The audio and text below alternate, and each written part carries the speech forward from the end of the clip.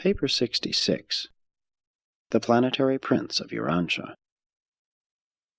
The advent of a Lananandek sun on an average world signifies that will, the ability to choose the path of eternal survival, has developed in the mind of primitive man. But on Urantia, the planetary prince arrived almost 500,000 years after the appearance of human will. About 500,000 years ago, and concurrent with the appearance of the six-colored or Sangic races, CALIGASTIA, the planetary prince, arrived on Urantia. There were almost 1/2 billion primitive human beings on Earth at the time of the prince's arrival, and they were well scattered over Europe, Asia, and Africa. The prince's headquarters, established in Mesopotamia, was at about the center of world population. 1. Prince CALIGASTIA. CALIGASTIA was a Lananandek son, number 9344 of the secondary order. He was experienced in the administration of the affairs of the local universe in general, and, during later ages, with the management of the local system of Satania in particular. Prior to the reign of Lucifer in Satania, CALIGASTIA had been attached to the Council of the Life-Carrier Advisors on Jerusalem. Lucifer elevated CALIGASTIA to a position on his personal staff, and he acceptably filled 5 successive assignments of honor and trust. CALIGASTIA very early sought a commission as planetary prince, but repeatedly when his request came up for approval in the constellation councils, it would fail to receive the assent of the constellation fathers. CALIGASTIA seemed especially desirous of being sent as planetary ruler to a decimal or life modification world. His petition had several times been disapproved before he was finally assigned to Urantia. CALIGASTIA went forth from Jerusalem to his trust of world dominion with an enviable record of loyalty and devotion to the welfare of the universe of his origin and sojourn, notwithstanding a certain characteristic restlessness, coupled with the tendency to disagree with the established order in certain minor matters. I was present on Jerusalem when the brilliant CALIGASTIA departed from the system capital. No prince of the planets ever embarked upon a career of world rulership with a richer preparatory experience or with better prospects than did CALIGASTIA on that eventful day 1/2 million years ago. One thing is certain. As I executed my assignment of putting the narrative of that event on the broadcasts of the local universe, I never for one moment entertained even in the slightest degree any idea that this noble Lananandek would so shortly betray his sacred trust of planetary custody and so horribly stain the fair name of his exalted order of universe sonship. I really regarded Urantia as being among the 5 or 6 most fortunate planets in all Satania in that it was to have such an experienced, brilliant, and original mind at the helm of world affairs. I did not then comprehend that CALIGASTIA was insidiously falling in love with himself. I did not then so fully understand the subtleties of personality pride. 2. The Prince's Staff. The planetary prince of Urantia was not sent out on his mission alone, but was accompanied by the usual corps of assistants and administrative helpers. At the head of this group was DALAGASTIA, the associate assistant of the planetary prince. DALAGASTIA was also a secondary Lananandek son, being number 319,407 of that order. He ranked as an assistant at the time of his assignment as CALIGASTIA's associate. The planetary staff included a large number of angelic cooperators and a host of other celestial beings assigned to advance the interests and promote the welfare of the human races. But from your standpoint, the most interesting group of all were the corporeal members of the prince's staff, sometimes referred to as the CALIGASTIA 100. These 100 rematerialized members of the prince's staff were chosen by CALIGASTIA from over 785,000 ascendant citizens of Jerusalem who volunteered for embarkation on the Urantia adventure. Each one of the chosen 100 was from a different planet, and none of them were from Urantia. These Jerusalemite volunteers were brought by seraphic transport direct from the system capital to Urantia, and upon arrival, they were held and seraphimed until they could be provided with personality forms of the dual nature of special planetary service, literal bodies consisting of flesh and blood, but also attuned to the life circuits of the system. Some time before the arrival of these 100 Jerusalem citizens, the two supervising life carriers resident on Urantia, having previously perfected their plans, petitioned Jerusalem and Urantia for permission to transplant the life plasm of 100 selected survivors of the Andon and Fonta stock into the material bodies to be projected for the corporeal members of the prince's staff. The request was granted on Jerusalem and approved on Urantia. Accordingly, 50 males and 50 females of the Andon and Fonta posterity, representing the survival of the best strains of that unique race, were chosen by the life carriers. With one or two exceptions, these Andonite contributors to the advancement of the race were strangers to one another. They were assembled from widely separated places by coordinated thought-adjuster direction and seraphic guidance at the threshold of the planetary headquarters of the prince. Here the 100 human subjects were given into the hands of the highly skilled volunteer commission from Avalon, who directed the material extraction of a portion of the life plasm of these Andon descendants. This living material was then transferred to the material bodies constructed for the use of the 100 Jerusalemite members of the prince's staff. Meantime, these newly arrived citizens of the system capital were held in the sleep of seraphic transport. These transactions, together with the literal creation of special bodies for the CALIGASTIA 100, gave origin to numerous legends, many of which subsequently became confused with the later traditions concerning the planetary installation of Adam and Eve. The entire transaction of repersonalization, from the time of the arrival of the seraphic transports bearing the 100 Jerusalem volunteers until they became conscious threefold beings of the realm, consumed exactly 10 days.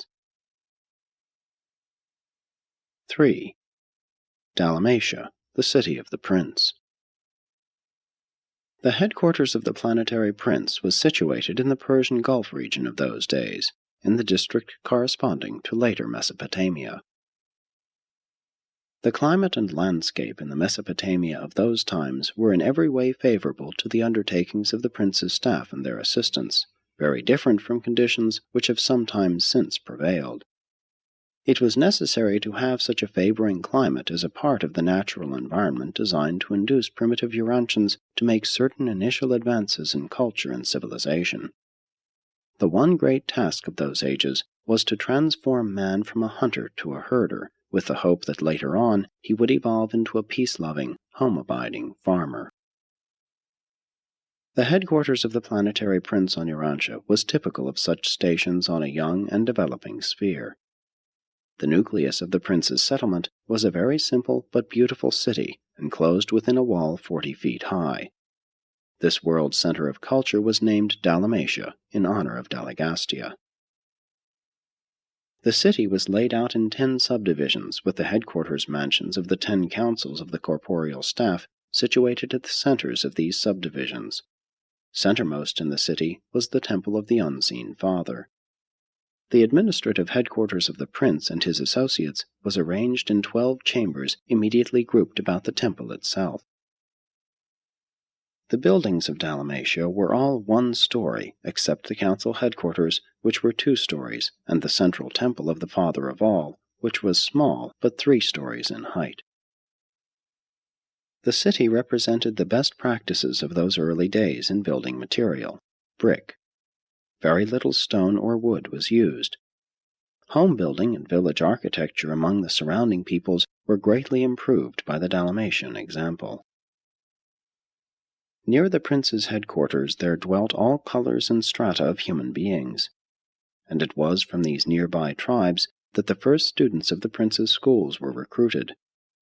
Although these early schools of Dalmatia were crude, they provided all that could be done for the men and women of that primitive age. The prince's corporeal staff continuously gathered about them the superior individuals of the surrounding tribes and, after training and inspiring these students, sent them back as teachers and leaders of their respective peoples. 4. Early days of the 100. The arrival of the prince's staff created a profound impression. While it required almost 1,000 years for the news to spread abroad, those tribes near the Mesopotamian headquarters were tremendously influenced by the teachings and conduct of the 100 new sojourners on Urantia. And much of your subsequent mythology grew out of the garbled legends of these early days when the members of the prince's staff were repersonalized on Urantia as supermen. The serious obstacle to the good influence of such extraplanetary teachers is the tendency of mortals to regard them as gods, but aside from the technique of their appearance on Earth, the CALIGASTIA 100, 50 men and 50 women, did not resort to supernatural methods nor superhuman manipulations. But the corporeal staff were nonetheless superhuman. They began their mission on Urantia as extraordinary threefold beings. 1. They were corporeal and relatively human, for they embodied the actual life plasm of one of the human races, the andonic life plasm of Urantia. These 100 members of the prince's staff were divided equally as to sex and in accordance with their previous mortal status. Each person of this group was capable of becoming co-parental to some new order of physical being, but they had been carefully instructed to resort to parenthood only under certain conditions. It is customary for the corporeal staff of a planetary prince to procreate their successors sometime prior to retiring from special planetary service. Usually this is at, or shortly after, the time of the arrival of the planetary Adam and Eve. These special beings, therefore, had little or no idea as to what type of material creature would be produced by their sexual union. And they never did know. Before the time for such a step in the prosecution of their world work, the entire regime was upset by rebellion, and those who later functioned in the parental role had been isolated from the life currents of the system. In skin color and language, these materialized members of CALIGASTIA's staff followed the andonic race. They partook of food as did the mortals of the realm, with this difference. The recreated bodies of this group were fully satisfied by a non-flesh diet. This was one of the considerations which determined their residence in a warm region abounding in fruits and nuts. The practice of subsisting on a non-flesh diet dates from the times of the CALIGASTIA 100, for this custom spread near and far to affect the eating habits of many surrounding tribes, groups of origin in the once exclusively meat-eating evolutionary races. 2. The 100 were material but superhuman beings, having been reconstituted on Urantia as unique men and women of a high and special order.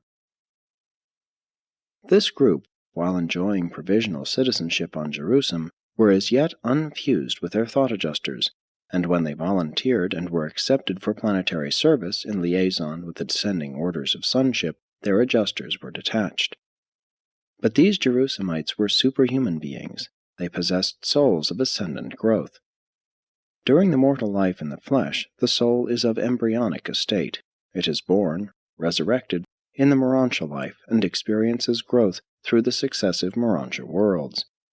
And the souls of the CALIGASTIA 100 had thus expanded through the progressive experiences of the 7 mansion worlds to citizenship status on Jerusalem. In conformity to their instructions, the staff did not engage in sexual reproduction, but they did painstakingly study their personal constitutions, and they carefully explored every imaginable phase of intellectual, mind, and Morontia, soul, liaison.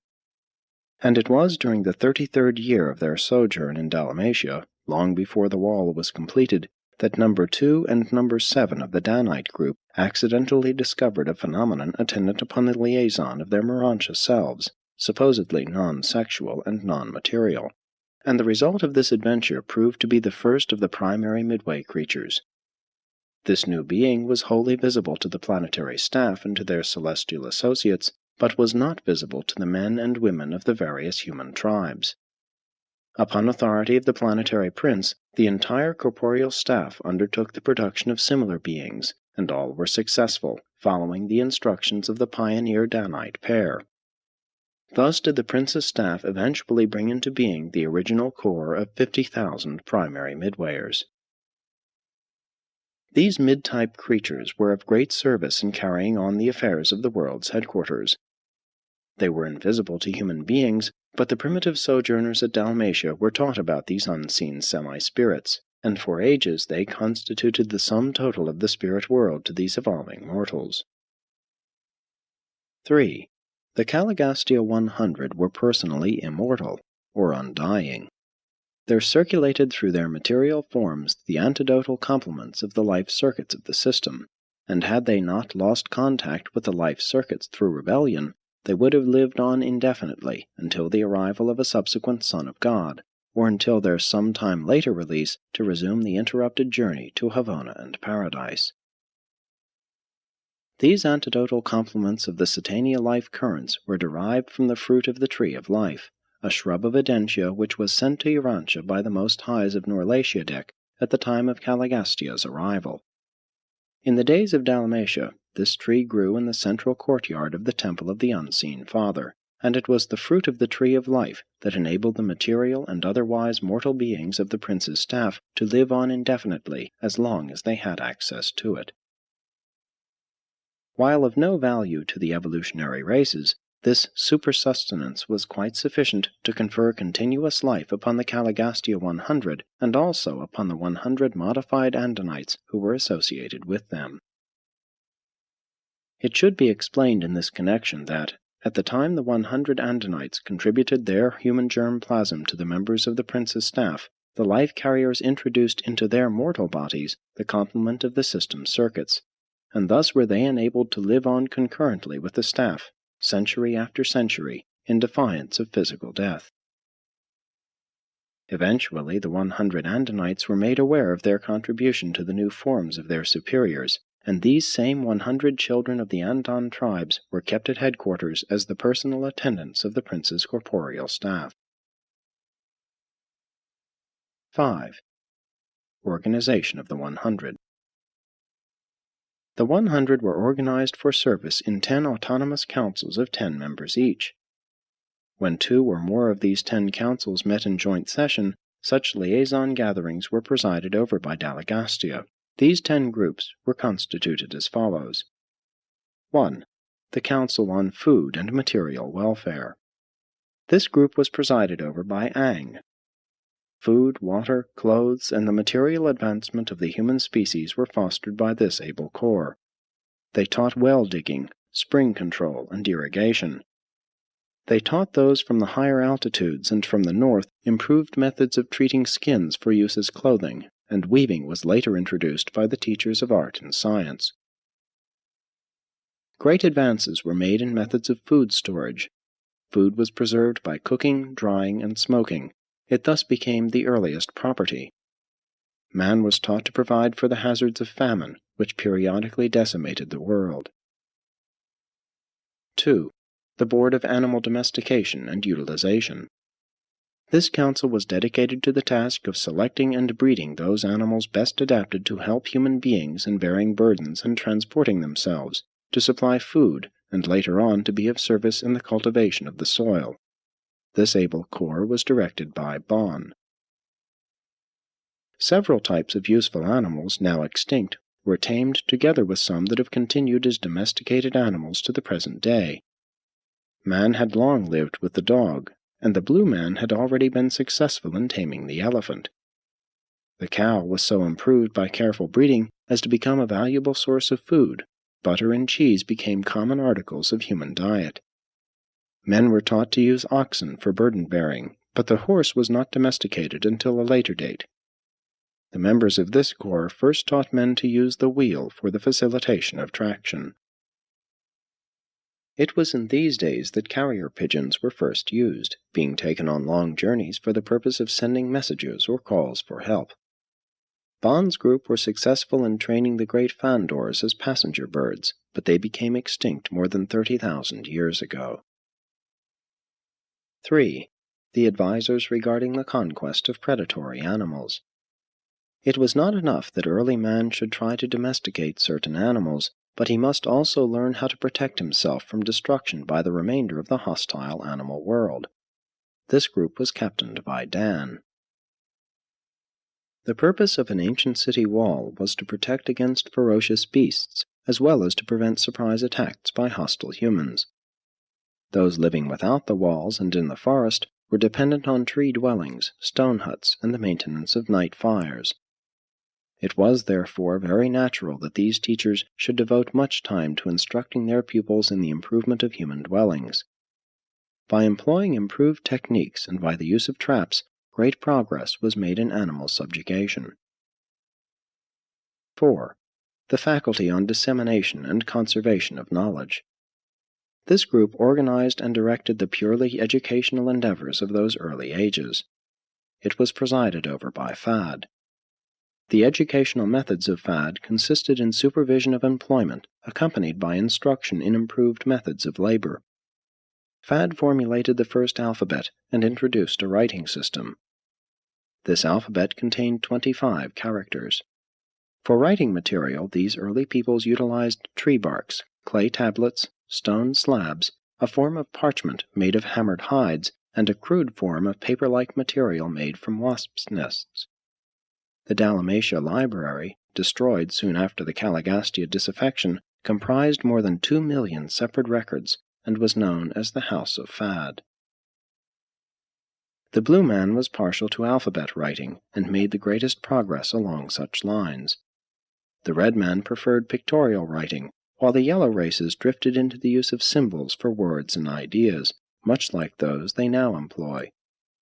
But the alphabet and much more was subsequently lost to the world during the confusion attendant upon rebellion. The CALIGASTIA defection destroyed the hope of the world for a universal language, at least for untold ages. 5. The Commission on Industry and Trade. This council was employed in fostering industry within the tribes and in promoting trade between the various peace groups. Its leader was Nod. Every form of primitive manufacture was encouraged by this corps. They contributed directly to the elevation of standards of living by providing many new commodities to attract the fancy of primitive men. They greatly expanded the trade in the improved salt produced by the Council on Science and Art. It was among these enlightened groups, educated in the Dalamatia schools, that the first commercial credit was practiced. From a central exchange of credits, they secured tokens which were accepted in lieu of the actual objects of barter. The world did not improve upon these business methods for hundreds of thousands of years. 6. The College of Revealed Religion. This body was slow in functioning. Urantia civilization was literally forged out between the anvil of necessity and the hammers of fear. But this group had made considerable progress in their attempt to substitute creator fear for creature fear, ghost worship, before their labors were interrupted by the later confusion attendant upon the secession upheaval. The head of this council was Hap. None of the prince's staff would present revelation to complicate evolution. They presented revelation only as the climax of their exhaustion of the forces of evolution. But Hap did yield to the desire of the inhabitants of the city for the establishment of a form of religious service. His group provided the Dalmatians with the 7 chants of worship, and also gave them the daily praise phrase, and eventually taught them the Father's prayer, which was, "Father of all, whose Son we honor, look down upon us with favor. Deliver us from the fear of all save you. Make us a pleasure to our divine teachers, and forever put truth on our lips. Deliver us from violence and anger. Give us respect for our elders and that which belongs to our neighbors. Give us this season green pastures and fruitful flocks to gladden our hearts. We pray for the hastening of the coming of the promised uplifter, and we would do your will on this world as others do on worlds beyond." Although the prince's staff were limited to natural means and ordinary methods of race improvement, they held out the promise of the Adamic gift of a new race as the goal of subsequent evolutionary growth upon the attainment of the height of biologic development. 7. The Guardians of Health and Life. This council was concerned with the introduction of sanitation and the promotion of primitive hygiene, and was led by Lut. Its members taught much that was lost during the confusion of subsequent ages, never to be rediscovered until the 20th century. They taught mankind that cooking, boiling, and roasting was a means of avoiding sickness, also that such cooking greatly reduced infant mortality and facilitated early weaning. Many of the early teachings of Lut's guardians of health persisted among the tribes of Earth on down to the days of Moses, even though they became much garbled and were greatly changed. The great obstacle in the way of promoting hygiene among these ignorant peoples consisted in the fact that the real causes of many diseases were too small to be seen by the naked eye, and also because they all held fire in superstitious regard. It required thousands of years to persuade them to burn refuse. In the meantime, they were urged to bury their decaying rubbish. The great sanitary advance of this epoch came from the dissemination of knowledge regarding the health-giving and disease-destroying properties of sunlight. Before the prince's arrival, bathing had been an exclusively religious ceremonial. It was indeed difficult to persuade primitive men to wash their bodies as a health practice. Lot finally induced the religious teachers to include cleansing with water as a part of the purification ceremonies to be practiced in connection with the noontime devotions once a week in the worship of the Father of all. These guardians of health also sought to introduce handshaking in substitution for saliva exchange or blood drinking as a seal of personal friendship and as a token of group loyalty. But when out from under the compelling pressure of the teachings of their superior leaders, these primitive peoples were not slow in reverting to their former health-destroying and disease-breeding practices of ignorance and superstition. 8. The Planetary Council on Art and Science. This corps did much to improve the industrial technique of early man, and to elevate his concepts of beauty. Their leader was Mech.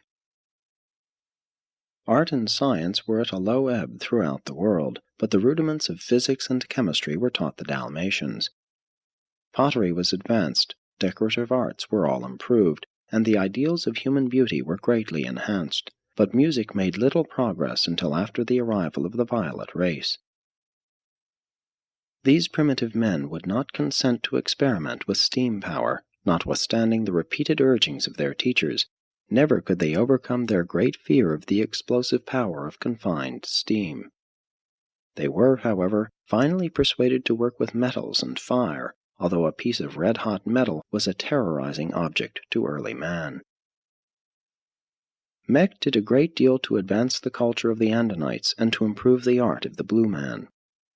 A blend of the blue man with the Andon stock produced an artistically gifted type, and many of them became master sculptors. They did not work in stone or marble, but their works of clay, hardened by baking, adorned the gardens of Dalmatia. Great progress was made in the home arts, most of which were lost in the long and dark ages of rebellion, never to be rediscovered until modern times. 9. The governors of advanced tribal relations. This was the group entrusted with the work of bringing human society up to the level of statehood. Their chief was Tut. These leaders contributed much to bringing about intertribal marriages. They fostered courtship and marriage after due deliberation and full opportunity to become acquainted. The purely military war dances were refined and made to serve valuable social ends. Many competitive games were introduced, but these ancient folk were a serious people. Little humor graced these early tribes. Few of these practices survived the subsequent disintegration of planetary insurrection. Tut and his associates labored to promote group associations of a peaceful nature, to regulate and humanize warfare, to coordinate intertribal relations, and to improve tribal governments. In the vicinity of Dalmatia, there developed a more advanced culture, and these improved social relations were very helpful in influencing more remote tribes. But the pattern of civilization prevailing at the prince's headquarters was quite different from the barbaric society evolving elsewhere, just as the 20th century society of Cape Town, South Africa, is totally unlike the crude culture of the diminutive Bushmen to the north. 10. The Supreme Court of Tribal Coordination and Racial Cooperation. This Supreme Council was directed by Van, and was the court of appeals for all the other 9 special commissions charged with the supervision of human affairs. This council was one of wide function, being entrusted with all matters of earthly concern which were not specifically assigned to the other groups.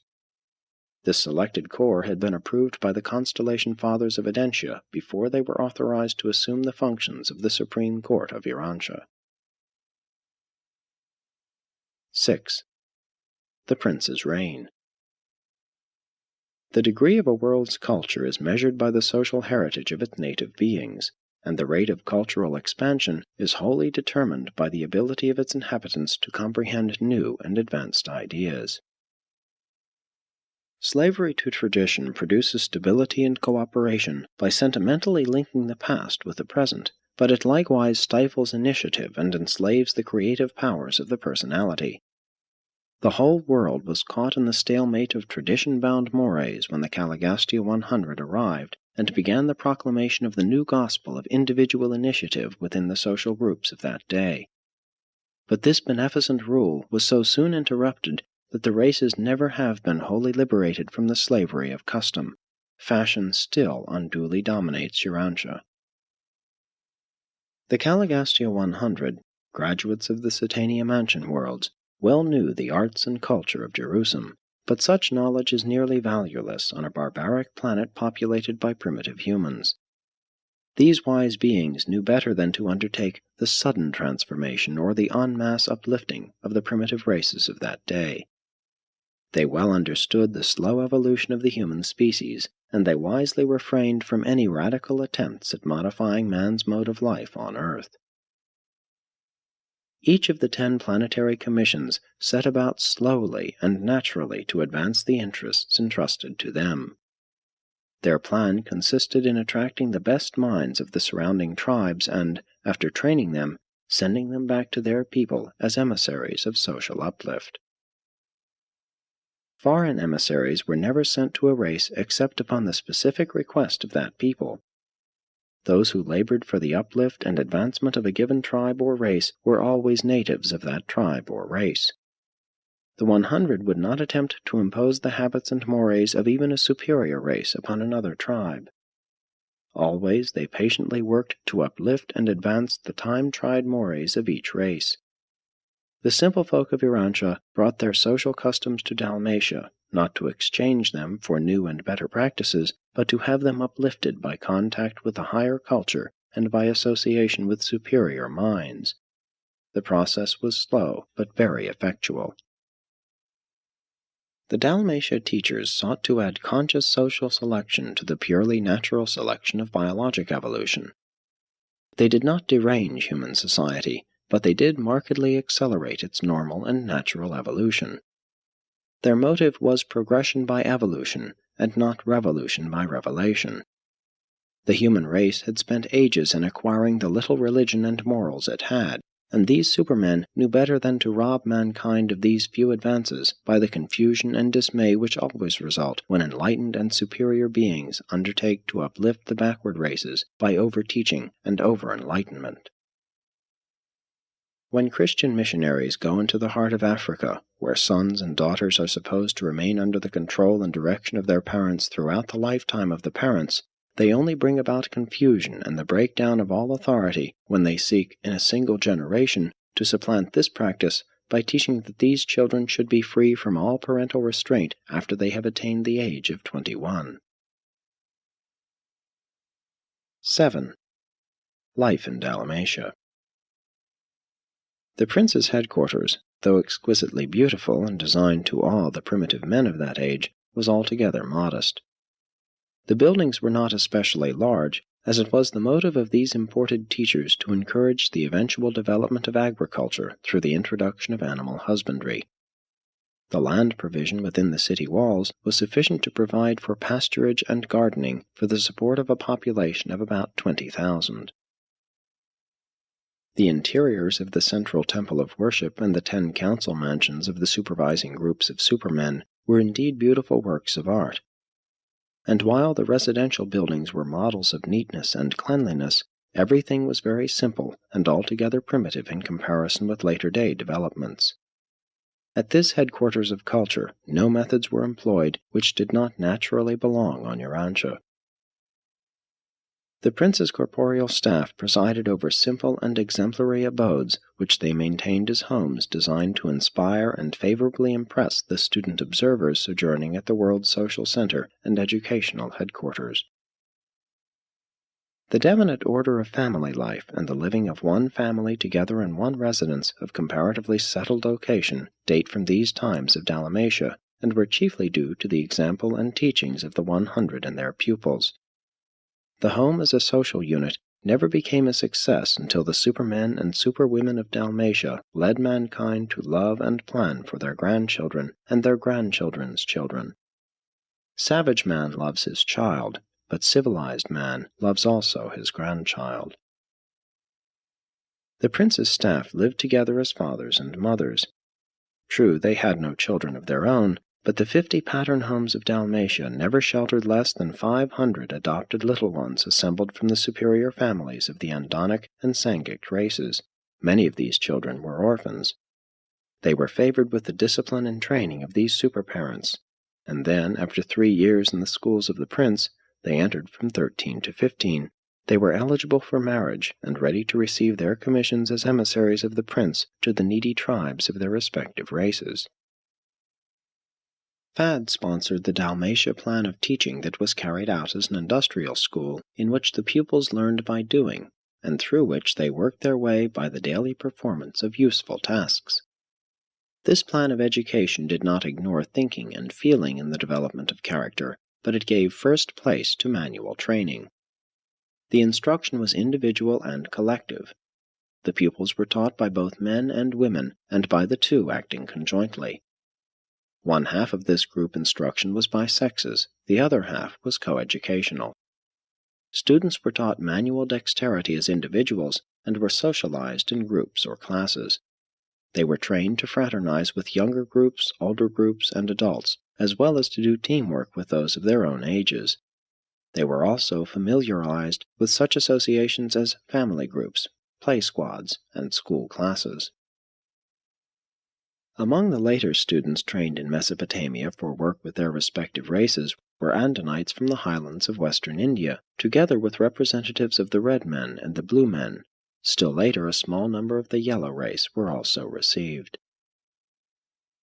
Hap presented the early races with a moral law. This code was known as the Father's Way, and consisted of the following 7 commands. 1. You shall not fear nor serve any god, but the Father of all. 2. You shall not disobey the Father's Son, the world's ruler, nor show disrespect to his superhuman associates. 3. You shall not speak a lie when called before the judges of the people. 4. You shall not kill men, women, or children. 5. You shall not steal your neighbor's goods or cattle. 6. You shall not touch your friend's wife. 7. You shall not show disrespect to your parents or to the elders of the tribe. This was the law of Dalmatia for almost 300,000 years, and many of the stones on which this law was inscribed now lie beneath the waters off the shores of Mesopotamia and Persia. It became the custom to hold one of these commands in mind for each day of the week, using it for salutations and mealtime thanksgiving. The time measurement of these days was the lunar month, this period being reckoned as 28 days. That, with the exception of day and night, was the only time reckoning known to the early peoples. The 7-day week was introduced by the Dalmatia teachers, and grew out of the fact that 7 was 1/4 of 28. The significance of the number 7 in the superuniverse undoubtedly afforded them opportunity to introduce a spiritual reminder into the common reckoning of time. But there is no natural origin for the weekly period. The country around the city was quite well settled within a radius of 100 miles. Immediately surrounding the city, hundreds of graduates of the prince's schools engaged in animal husbandry and otherwise carried out the instruction they had received from his staff and their numerous human helpers. A few engaged in agriculture and horticulture. Mankind was not consigned to agricultural toil as the penalty of supposed sin. In the sweat of your face shall you eat the fruit of the fields, was not a sentence of punishment pronounced because of man's participation in the follies of the Lucifer rebellion under the leadership of the traitorous CALIGASTIA. The cultivation of the soil is inherent in the establishment of an advancing civilization on the evolutionary worlds, and this injunction was the center of all teaching of the planetary prince and his staff throughout the 300,000 years which intervened between their arrival on Urantia and those tragic days when CALIGASTIA threw in his lot with the rebel Lucifer. Work with the soil is not a curse. Rather is it the highest blessing to all who are thus permitted to enjoy the most human of all human activities. At the outbreak of the rebellion, Dalmatia had a resident population of almost 6,000. This number includes the regular students, but does not embrace the visitors and observers, who always numbered more than 1,000. But you can have little or no concept of the marvelous progress of those faraway times. Practically all of the wonderful human gains of those days were wiped out by the horrible confusion and abject spiritual darkness which followed the CALIGASTIA catastrophe of deception and sedition. 8. Misfortunes of CALIGASTIA. In looking back over the long career of CALIGASTIA, we find only one outstanding feature of his conduct that might have challenged attention. He was ultra-individualistic. He was inclined to take sides with almost every party of protest, and he was usually sympathetic with those who gave mild expression to implied criticism.